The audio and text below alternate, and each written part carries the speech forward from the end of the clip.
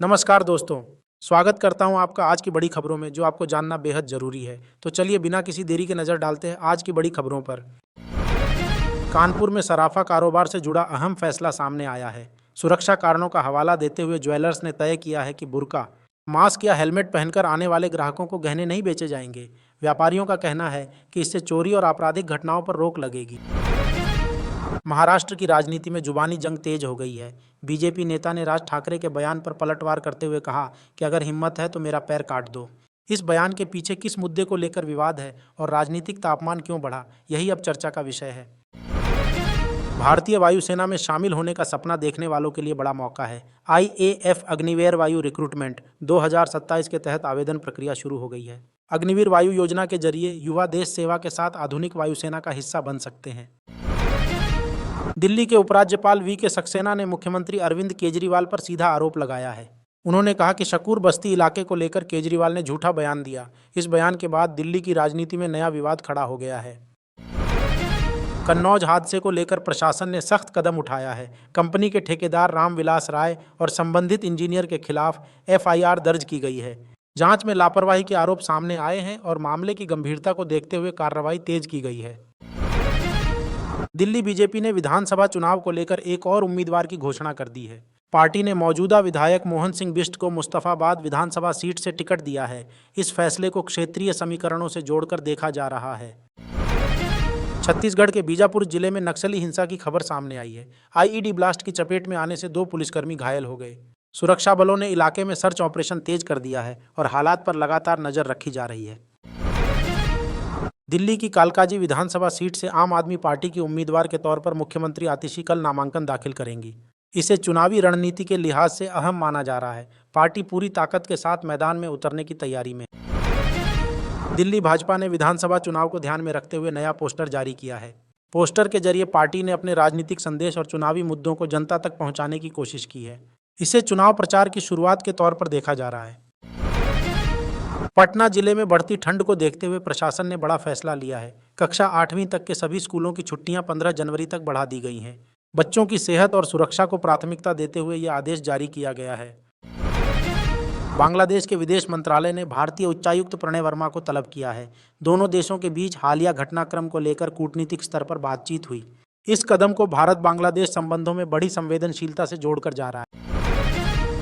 Arun Dhumal IPL के अध्यक्ष पद पर बने रहेंगे। BCCI से जुड़े सूत्रों के मुताबिक उनके कार्यकाल को लेकर कोई बदलाव नहीं किया गया है। इससे IPL के प्रशासनिक ढांचे में निरंतरता बनी रहेगी।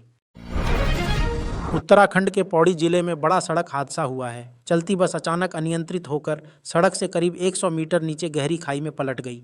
राहत और बचाव कार्य जारी है। घायलों को अस्पताल पहुंचाया गया।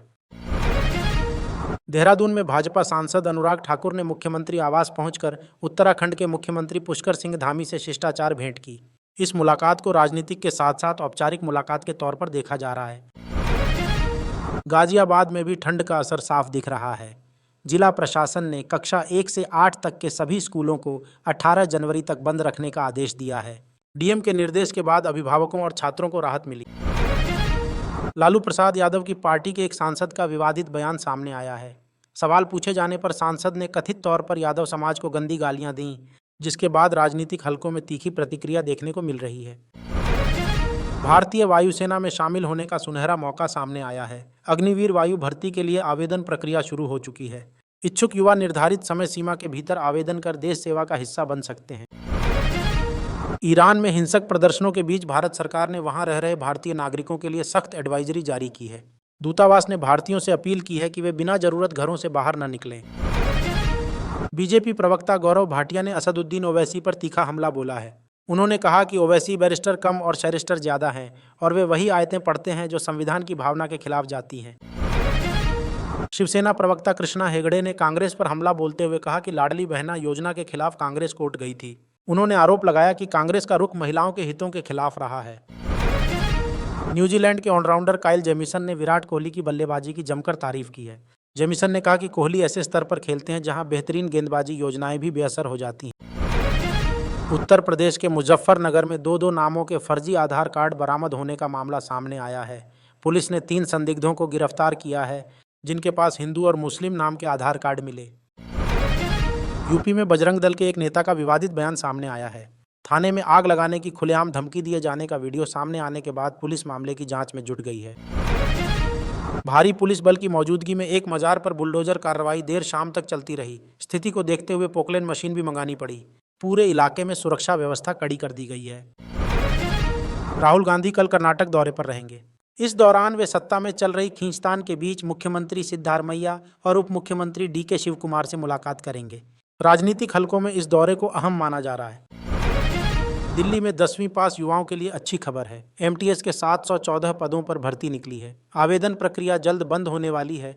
ऐसे में उम्मीदवारों को समय रहते आवेदन करने की सलाह दी गई है। यूपी पुलिस में एसआई और एएसआई के 537 पदों पर भर्ती प्रक्रिया चल रही है। उम्मीदवारों को आवेदन की अंतिम तारीख का विशेष ध्यान रखने की सलाह दी गई है, क्योंकि इसके बाद आवेदन स्वीकार नहीं किए जाए। पटियाला संगरूर बाईपास पर पुलिस और बदमाशों के बीच मुठभेड़ हुई है। इस दौरान 2 शार्प शूटर मारे गए। पुलिस के अनुसार दोनों आरोपी गंभीर आपराधिक मामलों में वांछित थे। पूर्व उपराष्ट्रपति जगदीप धनखड़ को दिल्ली एम्स में भर्ती कराया गया है। बताया जा रहा है कि एक हफ्ते में वे 2 बार बेहोश हुए थे, जिसके बाद डॉक्टरों की निगरानी में इलाज चल रहा है। केजीएमयू में तोड़फोड़ के मामले में एफआईआर दर्ज न होने से नाराज ओपीडी कर्मचारियों ने हड़ताल का ऐलान किया है। कर्मचारियों का कहना है कि कार्रवाई न होने से उनका भरोसा टूट रहा है। मुरादाबाद के हिंदू कॉलेज अग्निकांड मामले में पुलिस ने कार्रवाई करते हुए 2 आरोपियों को गिरफ्तार किया है। जांच में सामने आया है कि आग लगने की घटना साजिशन थी या लापरवाही से। इस एंगल पर पुलिस पूछताछ कर रही है और अन्य संदिग्धों की तलाश जारी है। बांग्लादेश में चीनी राजदूत ने ढाका में जमात-ए-इस्लामी के नेता शफीकुर रहमान से मुलाकात की है। राजदूत ने इसे महज सौजन्य भेंट बताया है। हालांकि इस मुलाकात को बांग्लादेश की राजनीति और क्षेत्रीय कूटनीति के नजरिए से अहम माना जा रहा है। बिहार में भोजपुरी सिंगर और अभिनेता रितेश पांडे ने जन सुराज से इस्तीफा दे दिया है। उन्होंने निजी कारणों का हवाला दिया है। राजनीतिक हलकों में इसे आगामी चुनावी समीकरणों और रणनीति में बदलाव के संकेत के रूप में देखा जा रहा है। न्यूजीलैंड के खिलाफ होने वाली वनडे सीरीज से ऑलराउंडर वाशिंगटन सुंदर बाहर हो गए हैं। उनकी जगह आयुष बड़ोनी को टीम में शामिल किया गया है। चयनकर्ताओं के इस फैसले को टीम संतुलन और फिटनेस से जोड़कर देखा जा रहा है। भारत कॉमनवेल्थ स्पीकर्स कॉन्फ्रेंस की मेजबानी करेगा। लोकसभा अध्यक्ष ओम बिरला ने जानकारी दी कि इस सम्मेलन का उद्घाटन प्रधानमंत्री नरेंद्र मोदी करेंगे। सम्मेलन में विभिन्न देशों के संसद अध्यक्ष लोकतांत्रिक मूल्यों और संसदीय प्रक्रियाओं पर चर्चा करेंगे। डोनाल्ड ट्रंप के राजदूत सर्जियो गोर भारत पहुंच गए हैं। उन्होंने कहा कि वे एक स्पष्ट मिशन के साथ आए हैं। इस दौरे को भारत अमेरिका संबंधों को नई दिशा देने और रणनीतिक सहयोग मजबूत करने के लिहाज से महत्वपूर्ण माना जा रहा है। अभिनेता कमल हासन को मद्रास हाईकोर्ट से राहत मिली है। पर्सनैलिटी राइट्स से जुड़े मामले में कोर्ट ने अंतरिम रोक लगाई है। यह आदेश उनकी छवि और अधिकारों से जुड़े विवाद में कानूनी तौर पर अहम माना जा रहा है। PSLV-C 62 मिशन के दौरान इसरो को आंशिक झटका लगा है। रॉकेट लॉन्चिंग सफल रही, लेकिन सैटेलाइट को निर्धारित ऑर्बिट में तैनात नहीं किया जा सका। इसरो ने बताया कि मिशन डेटा का विश्लेषण कर आगे की रणनीति तय की जाएगी। प्रधानमंत्री नरेंद्र मोदी और जर्मनी के चांसलर फ्रेडरिक एक साथ एक कार में साबरमती रिवर फ्रंट पहुंचे। दोनों नेता पतंग महोत्सव का उद्घाटन करेंगे। यह कार्यक्रम भारत जर्मनी मित्रता और सांस्कृतिक सहयोग का प्रतीक माना जा रहा है। ड्रोन मूवमेंट की खबरों के बाद जम्मू कश्मीर में हाई अलर्ट घोषित किया गया है। LOC और भारत पाक सीमा पर निगरानी बढ़ा दी गई है। सुरक्षा बल हर संदिग्ध गतिविधि पर नजर रखे हुए हैं। PM के संस्थापक रामदास चुनाव आयोग पहुंचे और अंबुमणि रामदास के खिलाफ कार्रवाई की मांग की। पार्टी के भीतर चल रहे विवाद ने तमिलनाडु की राजनीति में हलचल बढ़ा दी है। तेहरान में विरोध प्रदर्शनों के दौरान भारतीय नागरिकों की गिरफ्तारी की खबरों को ईरानी राजदूत ने फेक न्यूज़ बताया है। उन्होंने कहा कि भारतीयों की सुरक्षा को लेकर कोई खतरा नहीं है।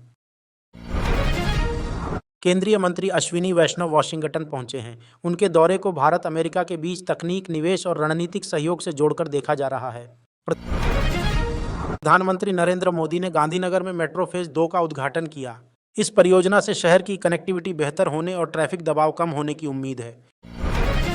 अहमदाबाद में प्रधानमंत्री नरेंद्र मोदी से जर्मनी के चांसलर ने मुलाकात की। दोनों नेताओं के बीच द्विपक्षीय सहयोग, व्यापार और वैश्विक मुद्दों पर चर्चा हुई। पूर्व विधायक नरेश बालियान को बड़ी राहत की उम्मीद जगी है। हाईकोर्ट ने उनकी जमानत याचिका स्वीकार कर ली है, जिससे उनके समर्थकों में राजनीतिक वापसी की उम्मीद बढ़ गई है। पटना हाईकोर्ट ने एक अहम मामले में राज्य सरकार पर 5 लाख रुपए का जुर्माना लगाया है। कोर्ट ने प्रशासनिक लापरवाही पर सख्त टिप्पणी करते हुए जवाबदेही तय करने की बात कही है। झारखंड में ठंड का प्रकोप बढ़ता जा रहा है। रांची समेत 13 जिलों में अगले 2 दिनों के लिए कोल्ड वेव का येलो अलर्ट जारी किया गया है, जिससे जनजीवन प्रभावित होने की आशंका है। मध्य प्रदेश को लेकर कांग्रेस ने सरकार पर तीखा हमला बोला है। पार्टी का दावा है कि राज्य में 97% किसान कर्ज में डूबे हैं और हालात इतने गंभीर हैं कि रोज औसतन 2 हत्याएं हो रही हैं। फिनलैंड पुलिस ने रूस से जुड़े एक जहाज को जांच के बाद छोड़ दिया है। यह मामला क्षेत्रीय सुरक्षा और समुद्री कानूनों से जुड़ा माना जा रहा था। ईरान में जारी प्रदर्शनों को लेकर 538 लोगों की मौत का दावा किया गया है। रिपोर्ट्स के मुताबिक 10,500 से ज़्यादा लोगों को हिरासत में लिया गया है। हालात अब भी तनावपूर्ण बने हुए हैं। ग्रीनलैंड को लेकर डोनाल्ड ट्रंप ने बड़ा बयान दिया है। उन्होंने कहा कि अगर अमेरिका ने ग्रीनलैंड नहीं लिया तो रूस या चीन वहां कब्जा कर सकते हैं। अमेरिका के लॉस एंजलिस में खामेनेई विरोधी रैली के दौरान एक ट्रक भीड़ में घुस गया। घटना में कई लोग घायल हुए हैं और सुरक्षा एजेंसियां जांच में जुटी हैं। अमेरिका के बेवर्ली हिल्स में 83वें गोल्डन ग्लोब अवार्ड्स का भव्य आगाज हो गया है। फिल्म और टीवी जगत की बड़ी हस्तियां रेड कारपेट पर नजर आईं और साल की बेहतरीन कृतियों को सम्मानित किया जा रहा है। ब्रिटेन ने यूक्रेन को सैन्य समर्थन देने की दिशा में बड़ा कदम उठाया है। ब्रिटेन अब यूक्रेन के लिए बैलिस्टिक मिसाइलें बनाएगा, जिससे रूस के खिलाफ उसकी रक्षा क्षमता और मजबूत होने की उम्मीद है। पाकिस्तान के रक्षा मंत्री के बयान पर सवाल खड़े हो रहे हैं। IMF से लोन की जरूरत न होने का दावा करने वाले मंत्री फेल माने जा रहे JF-17 विमान पर इतराते दिखे, जिस पर विपक्ष और विशेषज्ञों ने तंज कसा है।